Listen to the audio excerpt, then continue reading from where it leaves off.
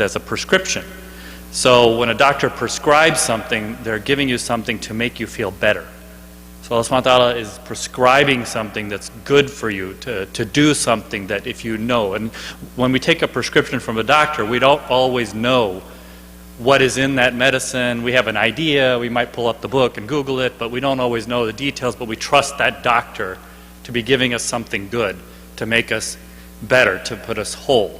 And so in this case, Allah subhanahu wa ta'ala is prescribing us something to make us better. The next one. And then I'm going to take from my slides some advice, of course, from the Quran and Sunnah, which is where we always take our guidance, where Allah Ta'ala says that the month of Ramadan was revealed, the Quran, a guidance for the people and clear proofs of guidance and criteria. So whoever sights the new moon of the month, let him fast it. And then he says, importantly, and whoever is ill or on a journey, then on equal number of other days, and Allah intends for you ease and does not intend for you hardship, so that you can complete this period and glorify Him for that He has guided you, and perhaps you will be grateful. So the key words here, He intends for you ease and does not intend harm. Next one. And then in a hadith, the Prophet ﷺ was cupped. The Imam before spoke a little bit about this, and from that, I kind of asked the question here, is it permissible by that to take certain medications or to do certain things in Ramadan? It's a question.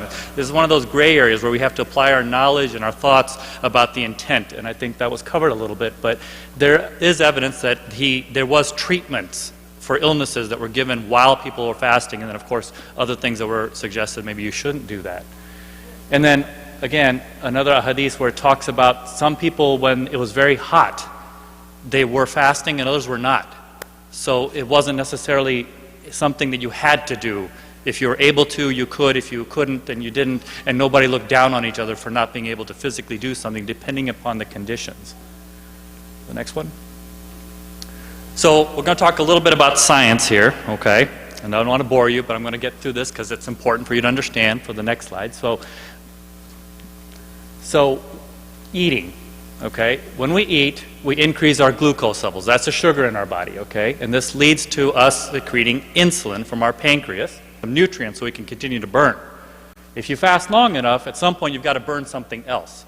So the body starts to break down other tissues and make blood sugar out of that. So your fats typically go next, and then starve long enough, and you're going to start breaking down your protein, your muscle mass. Okay? So that's as much science as I'll get into. Next one. But it does delve right into then the diabetic patient. You know, these are probably the biggest questions that I get, because diabetes is so prevalent among Muslims and the world in general. But here you have abnormal regulation. Everything that I just described is not working right. Okay? So on top of that, they're also taking medications, which further affects that. And so you can get severe hypoglycemia, a drop in blood sugar levels. And you can see, you know, for type 1 diabetics, type 2 diabetics, the incidence of overshooting, your blood sugar is way too high, or undershooting, your blood sugar is way too low. During Ramadan, this has been documented, shoots up quite a bit. Next one. So in type 1 diabetics, they have severe insulin deficiency. So prolonged fasting leads to excess of glycogen and fat breakdown, so very high glucose levels and fat levels, and you can get something called ketoacidosis, which is potentially lethal. In type 2 diabetics, you can get similar issues, but it's not as common because they have more of an insulin resistance. Okay? So this is kind of a busy slide, but let me get through this. But Muslims, 50 million Muslims are going to fast with that. You take it easier? Okay. Okay, so 50 million Muslims, okay, will fast during the month of Ramadan, and many of these folks have type 1 diabetes. And I understand why they want to. People feel very religiously inclined to do so, and so I'm not going to make any judgments about that. I'll just tell you what the medicine says about that and being careful about it. There are definitely beneficial effects, okay, of fasting. There's no doubt, it's been well documented that fasting reduces your chance of developing diabetes and of developing heart disease. However, I'm talking about people who have already been diagnosed with that, okay? So, do's here. If you're a diabetic, you've got to consult with your physician before you start fasting. And that means maybe a month or two ahead of time asking the questions, okay? Don't just jump into it. Do wake up for suhoor, okay? You've got to get some food in you, so eat your breakfast. That's going to be a recurrent theme I'm going to make here. If you're taking medications, metformin is a very common medication, okay, for diabetics. You have to change up the way you take it. You might want to take more in the morning and then more in the evening, less in the morning. I know a lot of people don't like to check their blood sugar levels because they got to get stuck. But you've heard the imam say that taking the blood is not breaking your fast. So again, checking that is not breaking your fast. So you have to check your blood sugars. You have to check it throughout the day. Increase your fluid intake. So you've got to drink. That's if you don't get up in the morning, you're not going to take your fluid in. And then avoid overeating after you break the fast. That's the general advice for all of us, okay? But for diabetics, you got to watch that as well. And then complex carbohydrates are better than the simple sugars. And immediately break your fast if your glucose is less than 60 over 300. So if you don't check your blood sugars, you don't know this. Remember I showed you the incidence of high rates of hyper or hypo, and that's what results in people winding up in the hospital. So if you're not checking, you don't know. But the guidelines would say that if you're below 60, you break your fast. If you're above 300, you break your fast. Okay? Now the don'ts. And again, type 1 diabetics, I would seriously advise against fasting. If you're a type 1 diabetic, your chances of getting into trouble are so much higher. You're considered by definition a high-risk person. It's everybody's own decision, but if you do it, you're going to have to be very careful about watching your blood sugars and only do it with medical supervision. Type 2 diabetics, if you're insulin dependent, you may want to think twice about fasting. If not, it's not quite as much of an issue, but you can manage it. But if you're insulin dependent, that becomes more challenging. And then don't overexert, especially after you break your fast. Normal physical activity. And then don't, generally true, if you're sick, you shouldn't fast. But with a diabetic, when you get sick, your blood sugars are all over the place. And your chances of winding up being hospitalized are a lot higher. So if you're sick and a diabetic, make it up later. Next one. Thanks. So this is a little bit of a table that I was able to find about how do you define high risk, low risk, because I know diabetes is such an issue in our communities, that if this is a person who's very high risk, you might want to think twice about fasting, okay? If your blood sugars are not good before you go into Ramadan, don't fast during Ramadan. If you think they're going to get better suddenly by fasting like that, and you've already been diagnosed as diabetic, bad idea, because your blood sugar is going to vary even more. So be controlled going into Ramadan is my advice. If you have recurrent problems where your blood sugars drop too low, that's going to result in fainting episodes, things like that, then you're high risk. If you've had problems with that ketoacidosis, where you have that high fat content in your blood leading to problems, type 1 diabetics, people that have had comas, if you're going to do intense physical labor or you're on dialysis, then these are by definition diabetics who are very high risk and probably should not be fasting. Next one. And then this is high risk, so this is a little bit grayer area. But if you've got blood sugars that are sort of okay, not the greatest, you've got some kidney problems, you may have some vascular problems. Diabetics have a lot of vascular disease, so if you've got vascular problems, carotid arteries, the legs, if you're living alone and you're using insulin, extremes of age, or you're ill, drugs that affect your mental capacity to take your medicines properly, and then you've got a lot of other conditions going on. Diabetics typically have heart disease, kidney disease, other things. These put you in that high-risk category. You may want to think twice about fasting also. Next one. And then moderate and low-risk folks probably can be okay with fasting if they're checking their blood sugars and being careful about their diets. Okay? So a well-controlled diabetic with short-acting insulins, well-controlled diet with lifestyles and the oral medications that they're using, those are low risk. So that's the diabetic patient. Okay? Next. Heart disease. So that's my territory. There's two things, I can't cover all of heart disease, but heart failure and coronary disease, the things that gives you heart attacks. Okay, so these are the bulk of the patients. So there's two types of heart failure. There's the kind of where your pump's not working, it's not squeezing strong. And then there's the one where your heart's just stiff. It squeezes well, but it doesn't relax to fill. That's the other type of heart failure, okay? And then remember that in coronary disease, for the Indo-Pakistani subcontinent, they have 3 times the risk of heart disease of most demographic populations. So it's very prevalent at young ages. So it's certainly something you have to consider when you're thinking about fasting. So always, again, if you've got these conditions, definitely talk to your doctor ahead of time before you start fasting. Go over your list of medications. If you've got heart failure, typically you are on a water pill, diuretic, okay? And if you're going to be fasting and you're on a diuretic, you're going to lose body water. So you got to be careful about that. So if you're going to be on a diuretic, those doses may need to be adjusted or the timing different, okay? And heart failure patients, especially the ones that have a weak pump, if they have severe heart failure, they probably should not fast because they're on so many medications that drop their blood pressures and keep them very low. They don't have much margin for error. If you have moderate to mild heart failure, it might be able to be managed through with medical guidance. But severe pump failure, probably not a good idea. The ones that have the stiff hearts, they might be able to fast a little bit more than the ones who have the weak pumps. The reason being is because the squeeze is good, but if those patients, you typically just have to watch the blood pressure and their volumes. And so with fasting, that actually might get a little bit better. But again, they're on medication, so you have to watch it. So just be very careful. Weighing yourself every day, especially with heart failure, is critical. That's how you know if you're gaining fluid or losing fluid or getting into trouble. And then always report changes in symptoms. So if you have the moderate to severe heart failure, you may want to think twice about fasting. Don't stop exercising. So that's important, to stay active during Ramadan.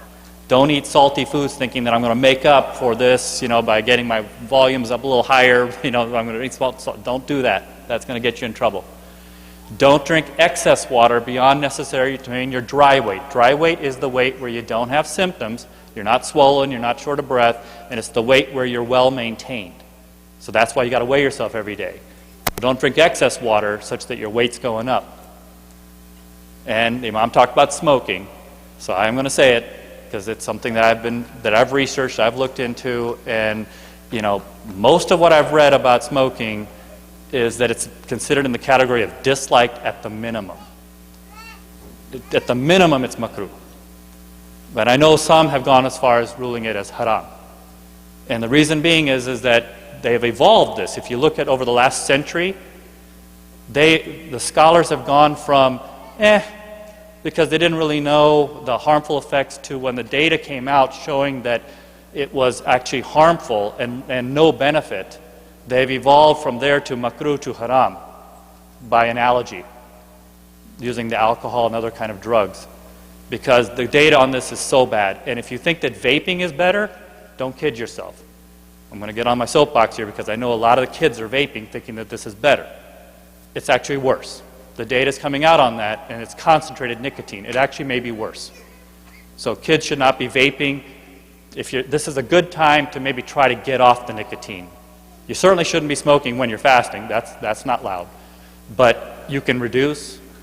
By definition, Allah is giving you a way to cut back, so cut back. But maybe even this is the time to quit and walk away from it. High blood pressure. So the beneficial effects of fasting are clear when it comes to blood pressure. Okay, there is a weight loss that goes with it for those who fast properly. There's a mild weight loss, and it demonstrates that water fasting can significantly lower your blood pressure. And intermittent fasting of Ramadan has been shown to drop your pressure by 8 before iftar and 3 millimeters after. So it definitely lowers your blood pressure. So the Prophet ﷺ's recommendation to fast even after Ramadan, the fasts every week and those kind of things, there's general good health advice in that. And it's interesting that 14 centuries later we're discovering this, what the Prophet ﷺ told us so long ago. So again, consult with your physician if you're on medications, especially the diuretics, the water pills. Please don't take those in Ramadan and not talk to your doctor about that. And then other medications may need to be adjusted down. Continue to watch your salt intake. Where the sodium goes, the water goes. Where the water goes, your blood pressure goes. So you got to watch that. And then don't overeat. Don't gain weight during Ramadan. That's never a good idea. Okay? When you gain weight, your blood pressure goes up. And don't stop exercising. I'll talk about exercising in another slide. I think the Imams have already talked about pregnancy a little bit, so I'm not going to get into it too much, but just as a reminder that there's increased insulin resistance and secretion with pregnancy. So sometimes as you see the diabetic pregnancy, and those kind of things overlap. Lower fasting glucose levels and higher after you eat levels. So that happens naturally with pregnancy. So if you're going to insist on fasting when you're pregnant, again, talk to your doctor about it. Make sure your obstetrician, gynecologist knows about this so that she can help you with nutritional counseling, that kind of stuff. Take your vitamins and all those kind of things. Stay well hydrated at all times. And I would say that in general, don't fast. That would be my recommendations. You're exempt and it's not meant to be a hardship. Remember when I quoted early in the Quran, this is not meant to be a hardship for you or the baby.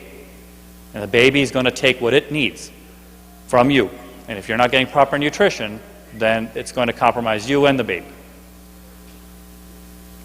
So this is just my way of reminder for the last 3 slides. I'm going to not go too much over because I want you guys to have chance to ask questions. But Prophet ﷺ said for Usman, Namazun, and he came, the Prophet ﷺ said, "O Usman, do you not desire my practice?" And he said, "O Rasulullah, by Allah, I seek your practice." And he said, "Verily, I sleep and I pray.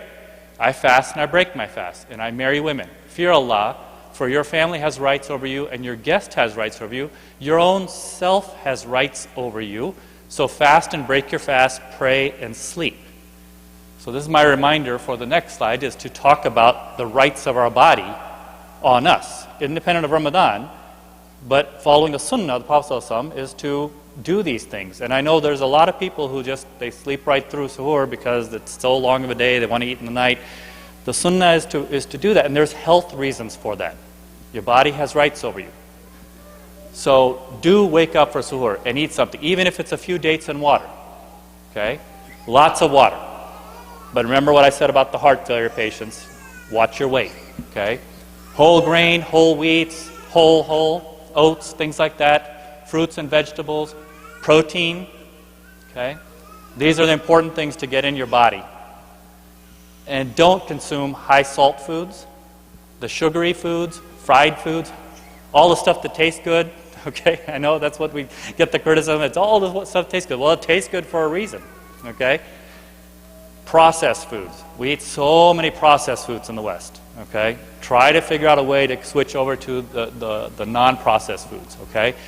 Tea and coffee, they have their benefits, actually. I know I'm speaking to the audience, where I'll probably get eggs thrown at me and everything if I tell people not to drink their tea and their coffee. But limited quantities, and try not to do it right before you're going to bed because you're going to be staying awake. And remember, caffeine is a natural diuretic. So you got to stay hydrated. If you love to drink your tea and coffee, you got to stay hydrated. Okay? Next one. So exercise. So there's clear benefit that exercise lowers the risk of developing all kinds of disease. Okay? And we know that the Prophet ﷺ used to exercise. He used to, in his own way, he used to run races, things like that. They stayed fit. Okay? So sitting around and doing nothing is not the sunnah either. We've got to stay active. And evidence shows that if you do 35 to 40 minutes of some type of sustained aerobic type of activity, you cut your risk of heart disease by 50%. I don't have a medicine that cuts your risk by 50%. There's no such drug that reduces your risk by 50%. Walking cuts your risk by 50%.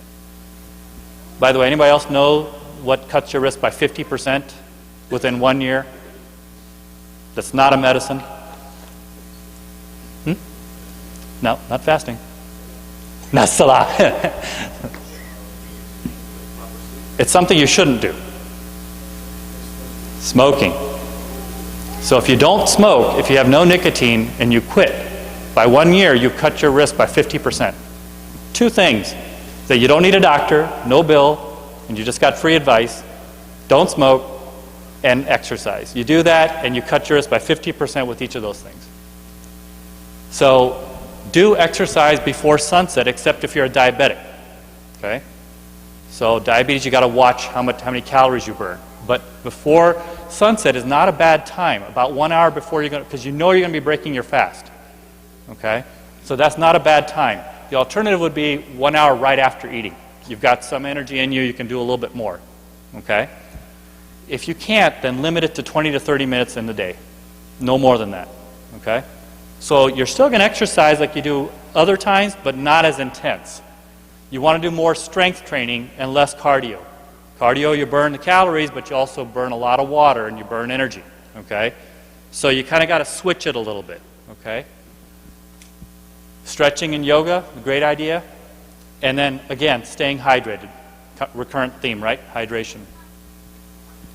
Don't jump into your same routine as you did before. You do need to modify your exercise routine, okay, to be healthy as you go through Ramadan, especially with these very, very long fasts. And exercise for more than an hour. Don't do that. And don't start into high-intensity training. And don't push your limits. You're going for maintenance during Ramadan. You're not going to this is not the time to kind of take up training for a marathon, okay? And then sleep.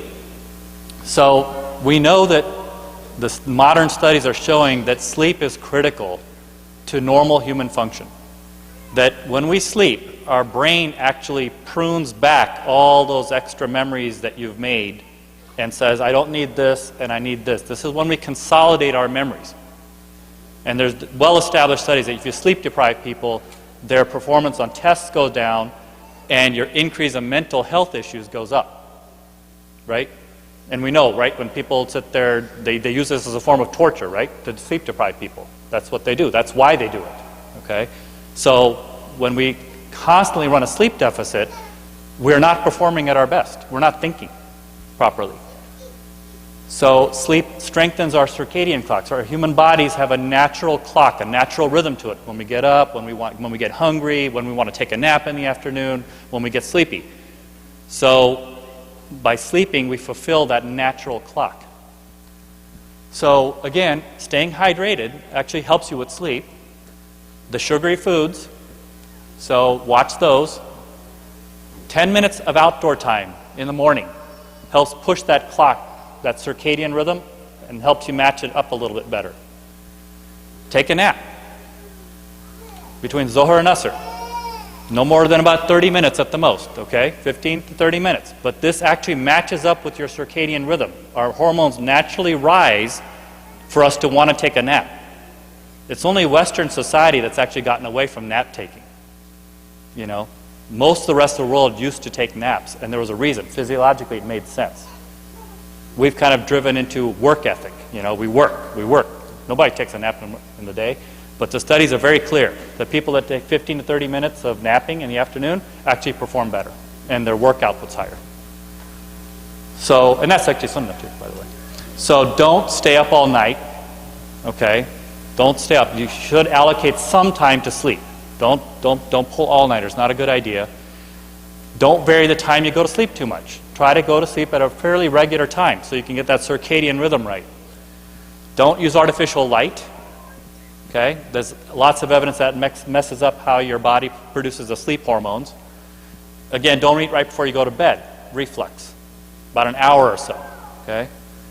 The caffeinated beverages I already talked about, because that's going to keep you up, and it's also diuretic. And then don't stay awake in the bed.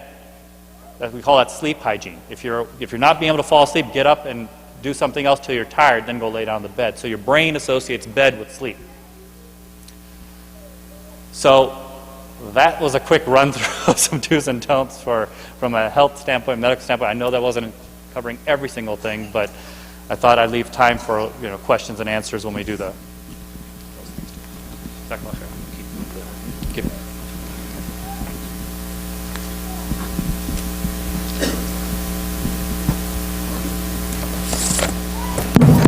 Jazakallah khair, Dr. Fayyaz.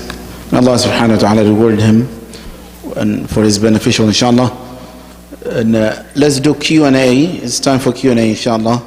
If you have a question for the doctor, please write it down and we'll pass it to him, inshallah. We have written questions already, maybe 10 of them. We will start answering those, and Brother Mubarak would read the questions coming there. Inshallah. Sit in that chair.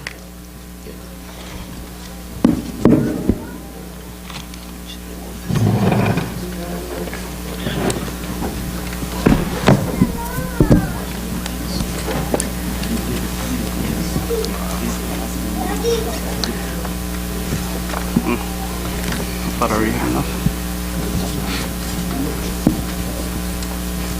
Good lecture. All right, the first question's for the Imam. The question states, how much percentage do you have to pay from your wealth? So I assume this is specific about zakah. Bismillah, alhamdulillah, sallallahu ala Sayyidina Muhammad. Zakat al-mal, there are two conditions. Number one, the nisab has to meet, which means the amount of the saving has to be more than 85 grams of gold. Estimately maybe 3,500, I think so, around that. And وَحَالَ حَلَيَ الْحَوْلِ, you have to keep that for one complete cycle year of Islamic cycle. If that is met, then you pay 2.5% of your wealth every single year when the hawl comes. So every 1,000 you pay $25. Allahu alam. Go ahead, ask him, Salim. The second question, also for the Imam, is it Islamically fardh to choose our school of thoughts? I personally follow the Quran and Sunnah and don't know which school of thought I should follow. So you give me all the questions. Give some questions to Salim, his questions read, inshallah. He said, do I have to follow a school of thought? When you're a student, when you're studying anywhere in the world, you must learn a madhab. You must start learning from a madhab. If you live in Saudi, usually you will learn from Hanbali madhab. If you are from where I am from, you will learn Shafi'i. That's why the fiqh that is studied the most was Shafi'i. So when you study, you will start one. If you reach a level of ijtihad, or a level that you could see the proofs, you have enough knowledge to differentiate between the adillah, between the proofs, you could say this is stronger and this is stronger, then you are obligated to follow the dalil wherever it takes you. If you reach a level more than that, it's called level of ijtihad, where you could predict or you could come up with your own fatwa, then you should be able to do it. So you don't have to follow a madhab, but it's a base where you start learning the deen, and it's okay to follow that madhab if you only know that madhab and you do not have anyone else who could give you where the most proof or evidence of that matter is there, or you did not later live. So yes or no, it's just mixed, inshallah. Did I answer? Did you guys get the answer? Yes. Alhamdulillah. Third question, this is for Salim, but I think Dr. Malik could contribute as well. What is the ruling on IV injections or medications patch while fasting? The doctor, sir, yeah? That's his area. Yeah, he already gave me a heads up on this. By the way, there's a handout here of the do's and don'ts that you're welcome to take. It's, so please help yourself to. I know I went through that pretty quickly, but can somebody pass around? Yeah, you're welcome to have that. So remember what the Imam said earlier about putting something into your body. You know, so if there's a nutritional value to that, then that obviously is going to be something that's not going to be allowed, that breaks your fast. And if you're really needing that kind of intravenous type of help, then you probably shouldn't be fasting, because you are probably sick enough that you're requiring that. The question becomes for a diabetic who's requiring insulin throughout the day. Insulin is a natural protein. It's not a nutrient. So you're not gaining any caloric value from that. You're not burning insulin. It's something that helps you actually process, and it's something that your body's deficient with. So this is where it's a gray area, and I'm not sure, you know, what the advice would be from a religious. I'm not a scholar that way to say that you can and you cannot, but I would refer you back to the slides I had earlier, which is that if you are requiring insulin, you're at high risk for complications. And so, never mind whether or not it's allowed or not. By definition, you probably shouldn't be fasting if you're that kind of insulin dependent and a diabetic requiring injections. Does that kind of answer that? Yeah, maybe can answer this. At the end, I think your doctor would decide. He would give this fatwa. If your doctor tells you that you can fast without any complications, without any problem health-wisely, then you're allowed to fast. If your doctor warns you against and tells you that it's not good for your health and you might have complications, then you're allowed to break your fast. Allahu Akbar. There are some people who will say that you're only supposed to take from Muslim doctors. That statement is it's super incorrect. The reason I say that is you'll find some scholars that will say that, but what has to be remembered, and just so everyone knows, just in case they do run across some imams that may say that is the case, that even the Muslim doctors of the East, Middle East or whatnot, most of them have studied from the same doctors or same schools as the Christian doctor or the Jewish doctor or the atheist doctor. There is no difference in the medical schools that they went to. They all learned the same thing. So you take what your doctor has stated to you, you tell him your condition, you tell him what you want to do, you want to fast, you explain it to him, and then he will make a decision from that point to tell you, okay, you can do X, Y, and Z, or I think that'll be best X, Y, and Z for you to do. And that's how you would handle that situation. Next question. This is for Salim as well. What distance or amount of time is considered traveling? What about type of transportation? Does the type make a difference? And he references cars, planes, and trains.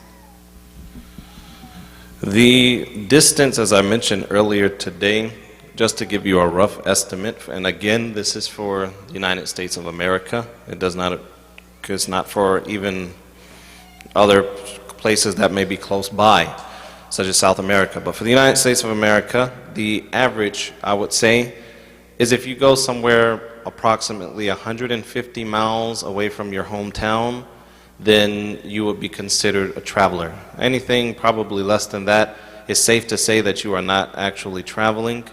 With regards to plane or car, with regards to plane, as I said, if you're going to a place and you feel that it is a bit of a difficulty upon you, such as you need to get some housing, you have to go out and search for food, you're going to be there for a period of time, then you would consider that traveling as well. Or if you're going somewhere that's pretty far away, in a plane 2 hours away can get you in a plane, 300 miles maybe or something like that.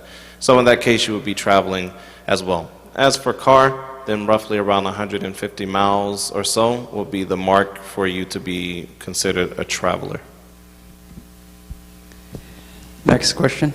It says, this is a question for the Imam, but I do think Dr. Malik can contribute again. He said, Assalamu alaikum. My friend is a diabetic with frequent hypoglycemia. Does she have to fast? So if you remember my slide that I had for high-risk patients with diabetes, the ones that have frequent hypoglycemia, by definition, are in the high-risk category. So hypoglycemia means your blood sugar is too low. This is the condition where you can pass out, and it can result in severe injuries to the brain. And so the preservation of health is, I understand, an Islamic principle that trumps this. So staying healthy is important. It's not meant to be a harm. Remember what the Quran says, that it's not meant to be a harm to you. So if you have frequent hypoglycemia, she probably should not be fasting. Yeah, I don't even know the term to ask me. But Allah says, يُرِيدُ اللَّهُ بِكُمُ الْيُسْرَ وَلَا يُرِيدُ بِكُمُ الْعُسْرَ. Allah wants to make things easy for you and difficult. Fasting is more of a training, more of learning self-control, not more of hurting yourself. As the doctor explained, then if it's not healthy for you, you should not be fasting. Okay, here's a question for Imam Ahmad. You said intimacy, well, it says Imam, you said intimacy is sin, breaks your fast, and has a punishment during the fasting hours. For example, the daytime. What about during the night while not fasting in Ramadan? وحل لكم ليلة الصيام الرفث إلى نسائكم, Allah says. So at night, not only when you're fasting, that prohibition is there, inshallah. Allah says the next ayah, it's halal for you during the nights, inshallah, for you to do that. Allahu Alam. Yeah. I thought about that while I was praying, actually. I said, I think I said during the night when I mentioned the hadith. I meant to say during the day, so sorry about that. A question for Salim. How does caring for the opposite gender affect your fasting if you are in the medical field? If you're in the medical field, I'm assuming you're either a doctor or a nurse or CNA or something like that. If you have to touch the opposite sex, then it does not nullify, number one, it doesn't nullify your wudu. Number two, it does not nullify your fast. Unless you are touching that person, which I would hope you would not be, in an intimate manner. So long as you are going there to handle your business medically with them, then it does not break your fast. And like I said, the only sort of touch that breaks your fast, or you have to make wudu from, is if you're touching the opposite sex with some sort of lust or desire behind it. Other than that, it doesn't break your fast. Allah knows best. Here's a question for Salim. Taking synthroid medication, I normally take it before... Dr. Malik, taking synthroid medication, I normally take it before breakfast, Ramadan. Time I wake up to eat sahur, should I take it then before iftar? Yeah, so Synthroid's a thyroid hormone, so it's a once a day typically, and if you took it at that time, that would be fine. Just take it, you're just taking it a little bit earlier, but just once a day, same time is what you should do. I think there was a question also about patches also. I think somebody It's coming. It's still coming. I'll answer it now since I got the microphone. But, injections versus a patch. Just remember, a patch also is giving you something not necessarily through, that's where I'm going to ask the Imam about this, but it's not through the natural orifices. It's not through the mouth, not through the nose, but it's through the skin. And you are getting a medication. Typically it's something to kind of help them prevent smoking, or it's something to prevent chest pain. It can be a variety of things. But it doesn't have any nutritional value, but it's a medicinal value. So, but I don't think it's something ingested. So I'm going to defer to them whether or not that's permissible if it comes through the skin. A question for Imam Ahmad. Can you swim while fasting? Can you take a shower first when you're fasting? Some people they think it's karahiyah, it's disliked for you to take shower after the dhuhr, after the afternoons while you're fasting. There is no evidence, nor in the Quran or Sunnah, about it. So you can take a shower. For swimming, if you're a good swimmer and you have a confidence that you can swim without the water getting inside your stomach, then you should be able, inshallah.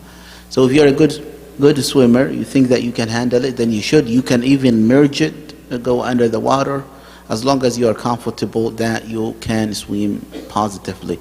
But if you are a beginner and you know 100% that you will get some water in your stomach, then you cannot.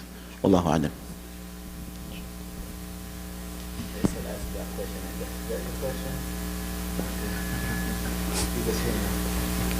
Question for Salim. Do we have to follow Saudi Arabia for moon sight?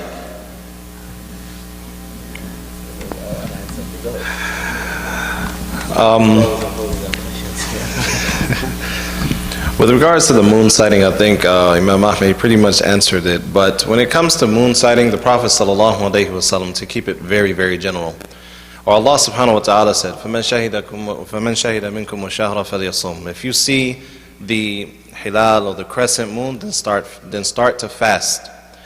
If you happen to gain knowledge that Saudi Arabia found the moon or sighted the moon before you see it yourself, then by all means begin to fast.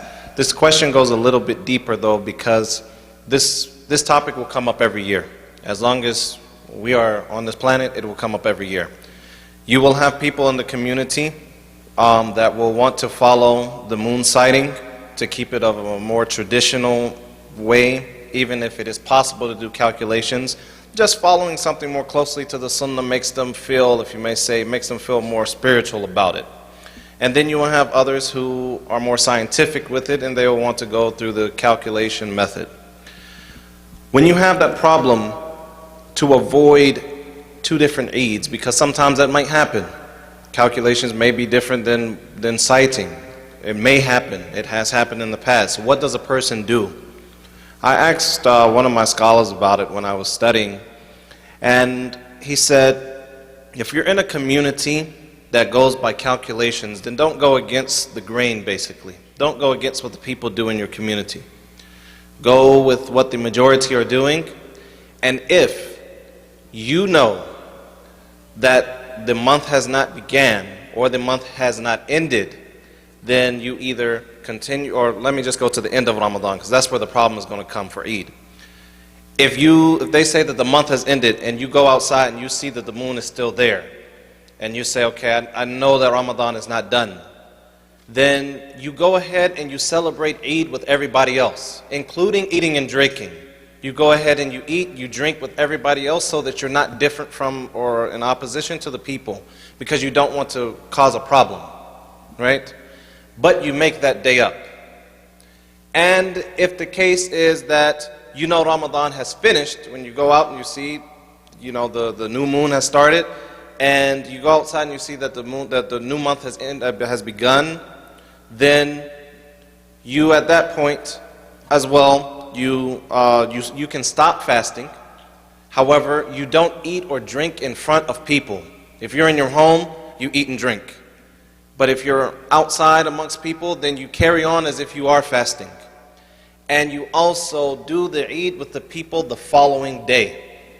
And that's how you will eliminate any sort of discrepancies or problems. You do have imams that don't follow calculation, so they may be following that method as well, and you would never know. Whatever the case may be, that is a very simple way to get around it. But no, to just generally answer the question, no, you do not have to follow Saudi Arabia's moon sighting. Saudi Arabia is a country. Saudi Arabia is not the kingdom of the world.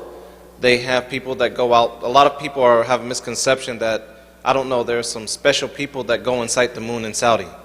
They're usually they're typical guys that go out with their telescopes and they look at the moon and they Snapchat and Instagram about it, and the country takes that as the, okay, let's go with it. There's nobody special that does it though, and they don't have any special scientists there that can calculate the way the moon it looks in the sky or anything like that. That doesn't exist. So just keep that in mind. Fiqh wisely, when we're speaking about the amana ilmiya, generally there is no position, fiqh position, that says that you have only to follow a specific country. So there is two ways when we're speaking about the ru'ya. Either you follow a global moon sighting, which means that any Muslim who is any part of the world sees the moon, you follow that person. So if you chose to follow a global moon sighting, you will not discriminate the Muslim who's in China and the Muslim in Saudi, which means that if a Muslim sees, for example, somewhere in Senegal and is confirmed, then you have to follow, even though Saudi announces that it was not seen the moon in Saudi. Or the other option is that you follow your local. Locally you look for the moon sighting. In America, مثلا, we look for the moon sighting and we follow our local regardless what anybody else outside says. So the answer is that there is no fiqh ruling says that you must follow specific country, whether it's Saudi or any. Either you follow all Muslims any part of the world, or you follow a local moon sighting. Inshallah, that's the two ways to tahdid.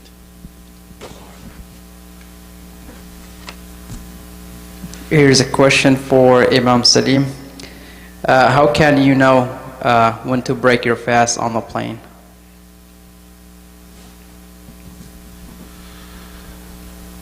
There are a couple of ways to look at this particular question.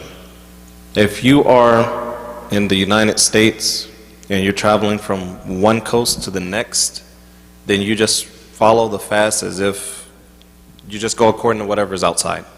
Because you're not going to be on the plane more than 6 hours to get across the United States from coast to coast. 6, 7 hours, that's it. So whenever you land, then you just continue on with your fast to the destination that you are in. If you are going farther than that, then it is better for you to take the concession of the Prophet sallallahu alaihi wasallam of Allah subhanahu wa ta'ala and just do not fast. So if you're going from here to Malaysia, it's a 12 plus hour flight that's non-stop. If you stop, then it's more than a day. Then it's better for you to just make the day up than to struggle with getting on the plane. It's daytime when you got on the plane. It's Fajr time when you got on the plane, and when you get off the plane, it's Fajr time too. You know, so you're fasting 48 hours. So that is indeed a mashaqqa. That is a hardship, right? And so therefore, don't put yourself in that predicament. Don't put yourself in that area. It's not even a gray area. It's more along the lines of common sense, actually, because that happens. I've been in Saudi Arabia. It was 7 o'clock when I got there, or when I was leaving. And then when I got to JFK, it was also 7 o'clock in the morning. And yeah, I'm not going to continue fasting. And it was during Ramadan, so I'm not going to continue fasting. So yeah, if you're going a long distance, and just break your fast. If you're going across country or somewhere that's 6, 7 hours away or something like that by plane, then just go according to whatever the time is there, and Allah knows best. And if you want to, even break your fast then, because that's a far distance as well. You can break your fast because you'll be going through a couple of time zones. So you're going to add, if you're going from East Coast to West Coast, you're going to add, what, 3 hours to your fast or something like that? So you could actually break your fast then if you wanted to as well, because it could also be hard on. If you're already fasting 17 hours plus another 3, that's going to be 20 hours fasting. That's a lot of time to be fasting. So in other words, my advice would be just to break your fast at that point. Allah knows best.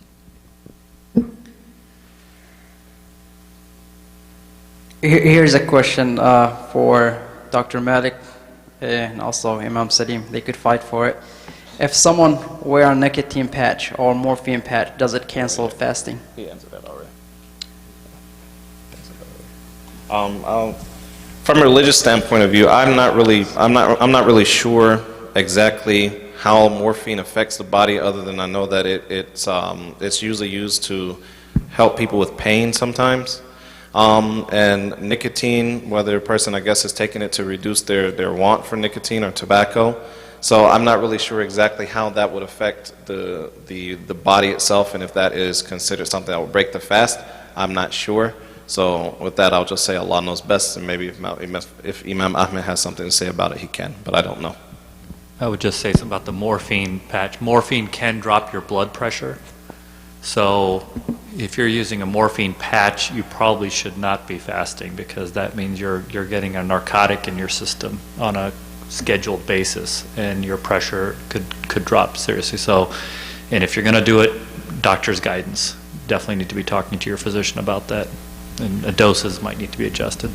And that also goes with any other narcotics that you may be taking, whether you're taking them prescribed by a doctor or illegally. Like maybe you're doing marijuana in certain states where it's not legal yet, and you're doing it for recreational purposes or medicinal purposes. If you're using a drug that is going to basically, as is stated in the hadith and the fiqh, maghma alayh, or someone who is like out of his right state of mind, if you may say, he's on cloud 9, as we would say, then that's something that will break your fast, And so if you're taking it for medicinal purposes, then you would break your fast, because it would take you out of your right state of mind, perhaps, and maybe Dr. Fayaz, he could maybe correct me if I'm wrong about that. I'm not sure about the dosages and stuff. But certainly if you're taking it for recreational purposes, number one, that is haram. You cannot take marijuana for recreational purposes.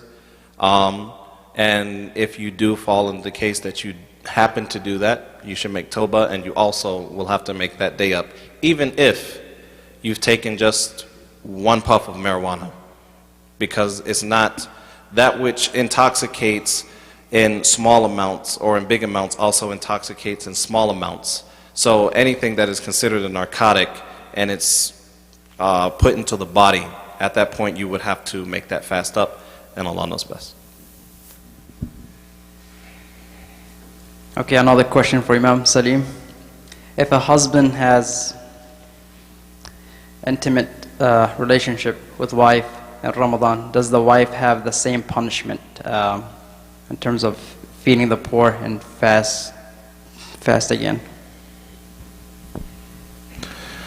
If the wife is on board with what's happening, then yes, she has the same punishment or same expiation that she has to make up.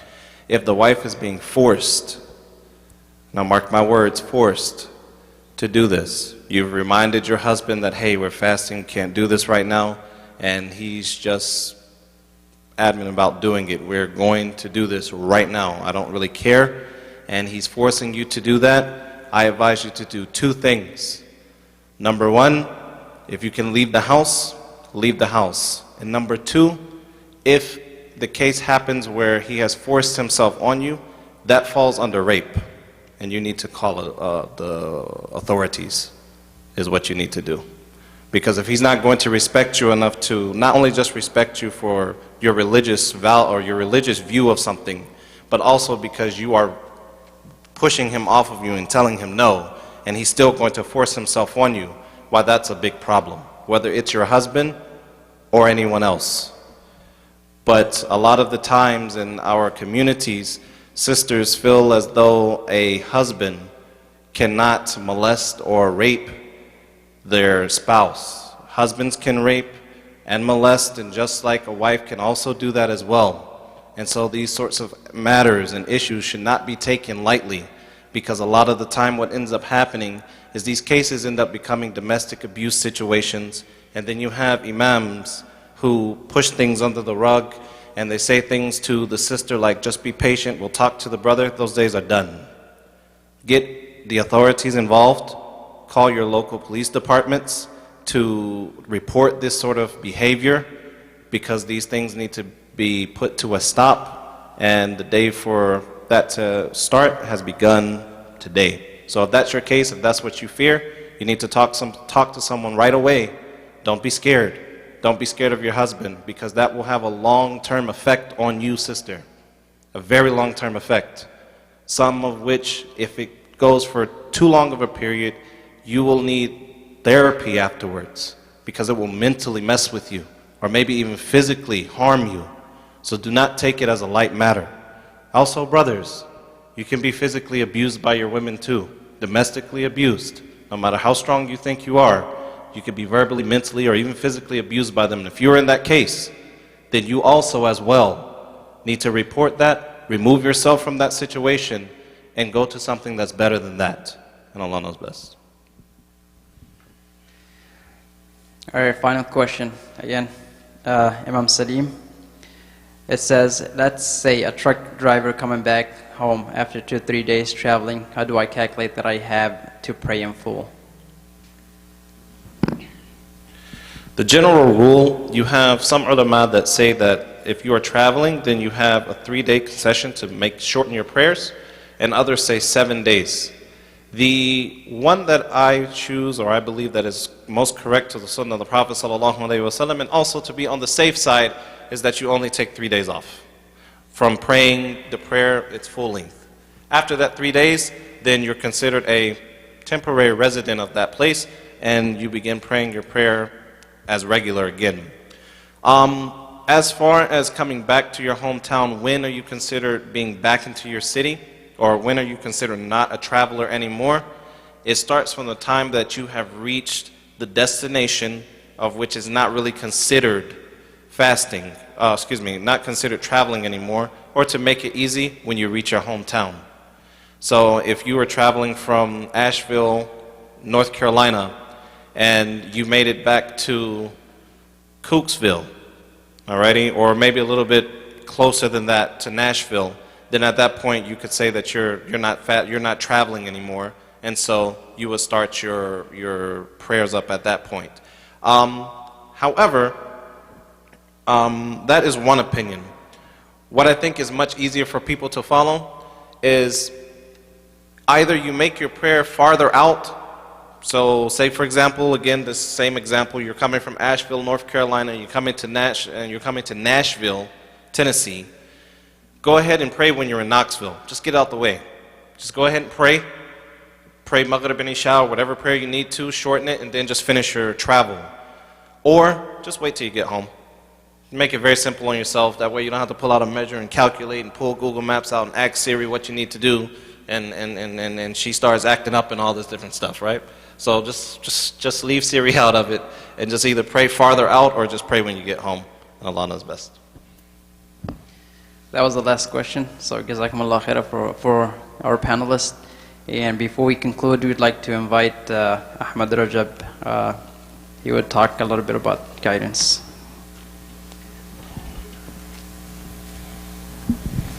Assalamu alaikum wa rahmatullahi wa barakatuh. Jazakumullah khairan for coming for this wonderful event. And I would like to thank the board and the imams for allowing guidance to be sponsor for this event. I would like to announce that Alhamdulillah, Guidance Residential opened its office officially here in the Islamic Center of Tennessee in the second floor, and that will help people to be able to get mortgage in halal way without riba, and at the same time we can apply for the 0% down payment that Tennessee state provide. So Jazakumullah khairan for giving us this opportunity to come and to serve the community, and please do business with us so we can give back to the community as we did with Nashville International Academy and the other Islamic centers. And Jazakumullah khairan for the board, Brother Salah, Imam Ahmad Al-Hadi, for signing this agreement between Guidance and the Islamic Center of Tennessee. Jazakumullah khairan wa assalamu alaikum wa rahmatullah. Jazakumullah khair. And I would like to say thank you to ICT for making such an event happen, the board and the staff of ICT first. And I would like also to say thank you and Jazakumullah khair for the Da'wah Committee. We have a Da'wah Committee that currently working on a Da'wah and programs like this for the community, inshallah, myself included. Brother Ijaz, Brother Mubarak is one of them, and Brother Musa Isa is one of them, and Brother Ahmad Rajab is one of them, inshallah. This was the ideas that we put together, inshallah. The next program that we're trying to have is iftar for non-Muslims, inshallah. We're trying to invite our neighbors one of the nights of Ramadan to come and eat with us, inshallah. I will say Jazakumullah khair, and I also say Jazakumullah khair anybody who attended the program and be part of the community, inshallah. May Allah subhanahu wa ta'ala reward you all. May Allah subhanahu wa ta'ala protect our communities. Wassalamu alaikum wa rahmatullahi wa barakatuh. We're going to pray, inshallah.